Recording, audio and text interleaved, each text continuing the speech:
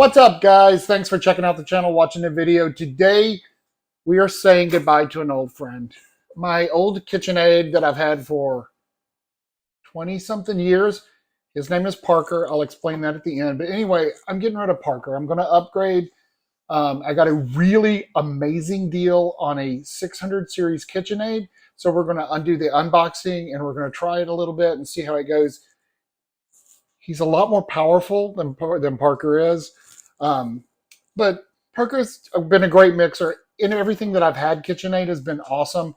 So I want to show you my new mixer and give you a review of it. If you're not a subscriber, guys, here comes my please. Please hit subscribe. Just that one click, it helps so much.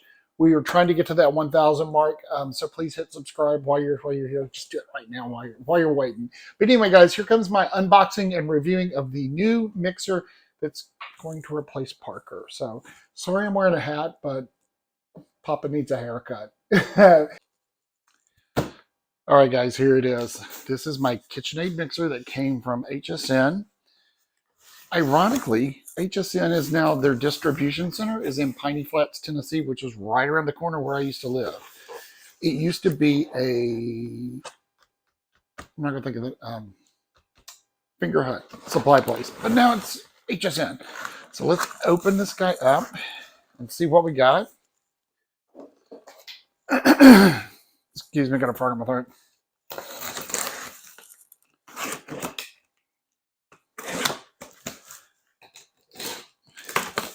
The box has been treated hard.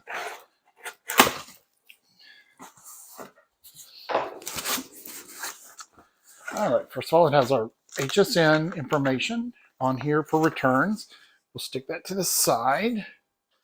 It has all the KitchenAid pasta attachments you can use at the Power Hub. We'll look at that in a little bit. This must be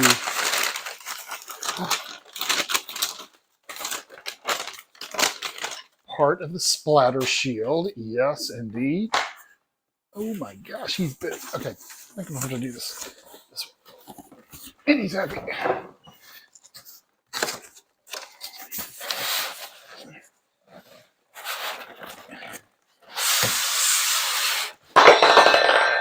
Here's the dough hook.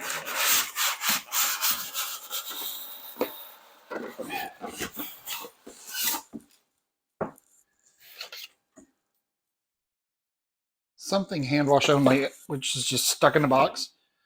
Okay. On the back side is the directions. Lay that to the side.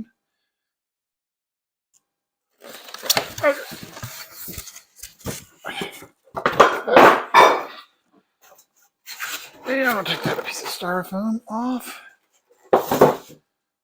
Something stuck. Oh, the paddle.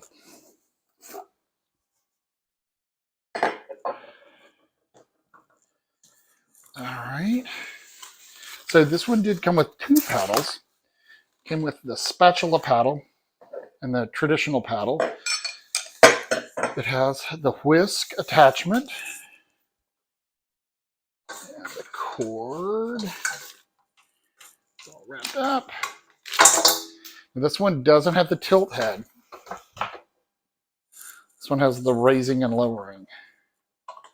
Okay. There's the whisk. Now, look at the dough hook. Let me grab the old one. Old dough hook, new dough hook. More substantial. This is a big boy. This thing is massive. And beautiful. Oh, I like the new Power Hub. Has a hinged door. The old one, you unscrewed this and took the whole thing off. That one you just flip up for the Power Hub. Look how pretty she is. So it is a 6-quart, 575 watt, all the power. Let's get her cleaned up. Let me see the ball. Oh, look at the ball. Look at the ball. So it's got this little bump right here, and that kind of locks into this spot.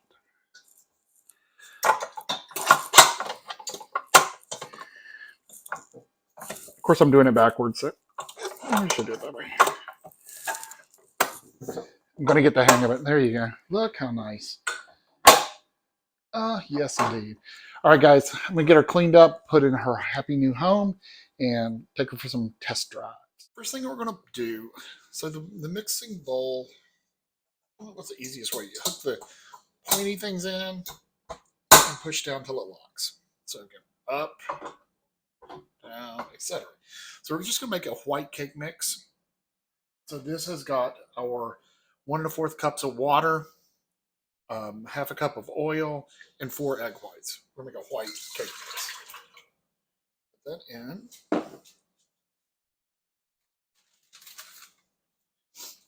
Okay, put our cake mix in.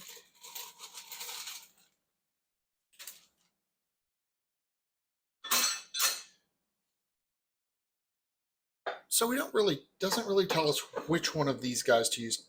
I'm going to use this because we want to scrape down the sides. This is called a flat pedal, and this is a rubber-sided paddle or something like that. So we'll put that on. So you find the little happy hole and slot. And just like the other one, sticks up and locks. We'll raise our bowl up till it locks. We'll start it slow, mix it together, and then beat it for 2 minutes. I like that it does start out slow. The other one, you turn it on, it goes. This one's a little bit slower starting. So we've got it mixed. So we're going to crank it up to 2, to 4, just kind of medium. That's good. I guess we could put our slatters. Let's try it. I'm not doing that while it's moving. I do like that it has this, and it just sits on there, too. I thought it kind of had to clip on. No, it just sits on there. So we'll let that go for 2 minutes. All right. I'm going to turn this around so you can see. I'm going to crank it up and see how fast it goes. Oh, it goes to town now. It kicks. All right. So I really didn't need that. I just want to see how it worked. So we'll drop it down. And let that do it. It did a great job. But it's KitchenAid. Of course it will. So I lifted it up and pulled it out like that. Scoot it back. I do like the rubber edge spatula because you don't have to dirty a spatula. It mixed all the way to the bottom. Did a great job. All right, we're going to use him to try to make some Italian bread. So I put the massive dough hook on here. This has 3 cups of flour, 2 teaspoons of salt. We're going to put in our yeast and water mixture. And sugar. It's got about a tablespoon of sugar. Pour that in.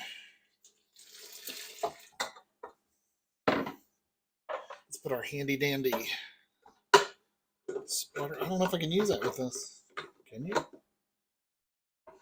No, you can't use that. Can't use the splatter guard with. Oh wait, it's not all the way up. I bet I can. It's a learning curve. Yes, you can. Then you put on your splatter guard. So we've got to add about 2 more cups of flour. When you use the hook, you don't go above a 2. So we're going to turn that to 2. Let this start going.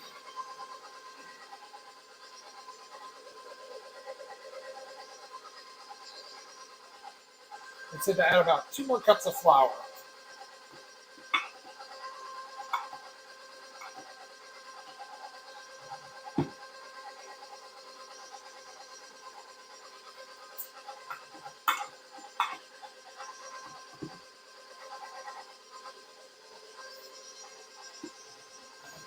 So once it gets mixed, take it off so you can see better. Once this gets mixed, we're going to let it knead for about 6 to 7 minutes.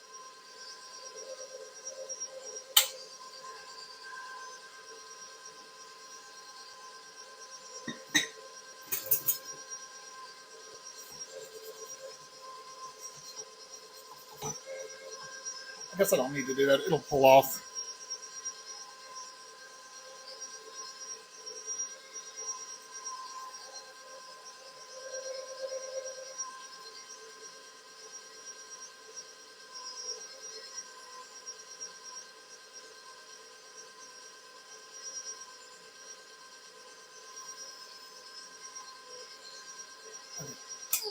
can't resist to take this off.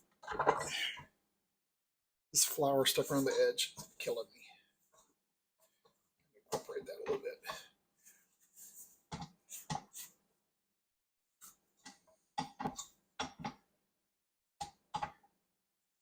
Now we are using all-purpose flour, so we're not using the high gluten flour.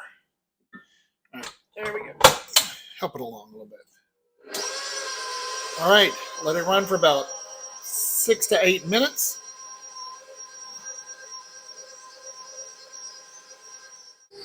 All right, guys, I'm going to turn it off. So I actually added about a cup more flour because I wanted to see it here at work, how hard it worked. I'm going to pull this down. I want to twist it this way to take it down, but it goes backwards. All right, so we're going to put this in the, spray it with some oil and let it rise, and then we'll show it after it's baked. Hey, the KitchenAid did a great job. Man, it didn't even falter. I did kick it up to a 4, and it just kicks right along. Doesn't even slow down, and not even the least bit warm. A little bit of warmth, but not much. And it ran for about 10 minutes or so.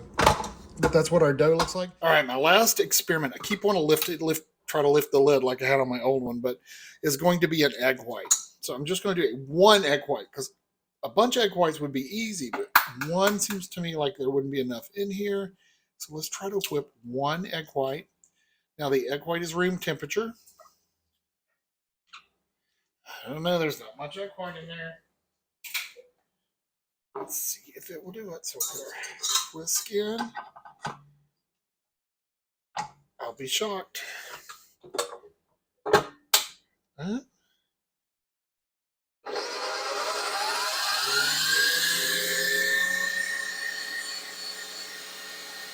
I don't think it's going to do one.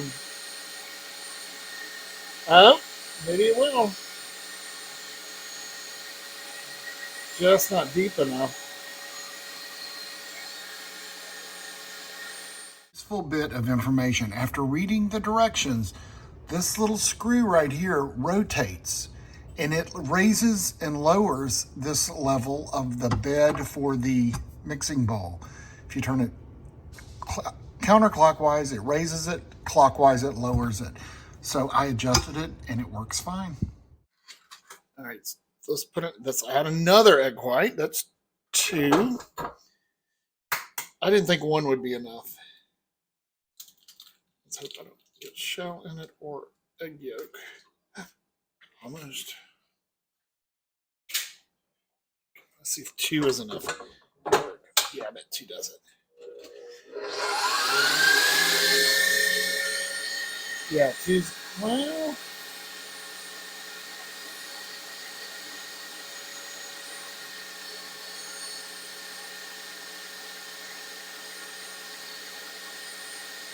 Cheese may not do it either.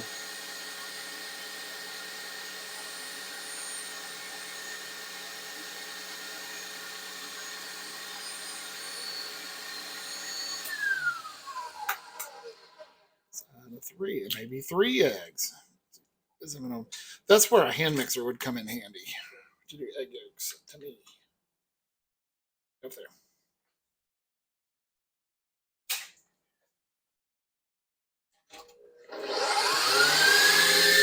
Yeah.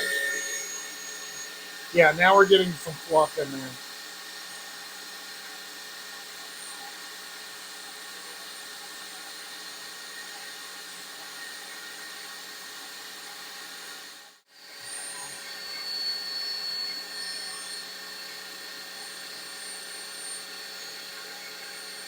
It's trying.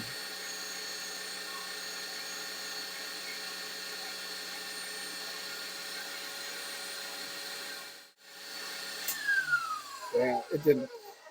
Yeah. So 3, you can't do less than 3. But like I said, I don't know if you heard me. It was running full speed, and there wasn't much at all as far as shaking. It's really, really stable.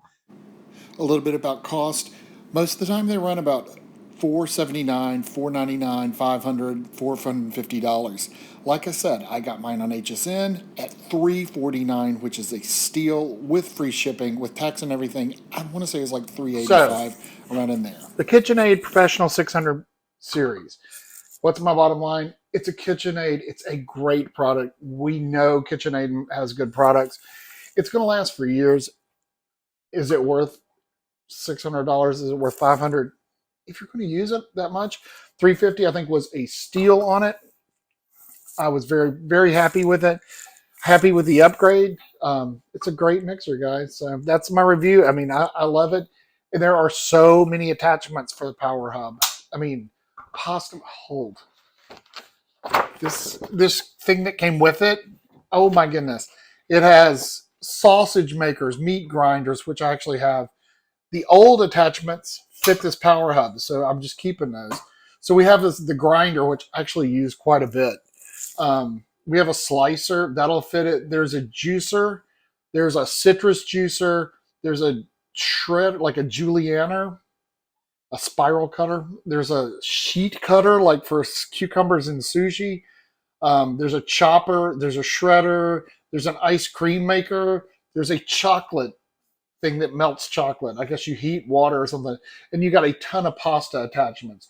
There's a food mill. There's a flour mill, and then there's a bunch of different bowls and stuff you can get for it too. Granted, you probably have to take out a second mortgage to get everything, but it's a great product. I give it a thumbs up totally. I'm very happy with it. That's my review, guys. Love my KitchenAid. Okay, worked with this crazy girl years ago. Love her to death. Friend of mine on Facebook. And she told me if you ever got something you always wanted and it was over $200, you had to give it a name. So she actually named my last mixer Parker. This guy's name's Hudson. You guys, thanks for watching. Be safe out there. Don't forget to hit subscribe. It helps so much. You guys be safe, and we'll see y'all next week.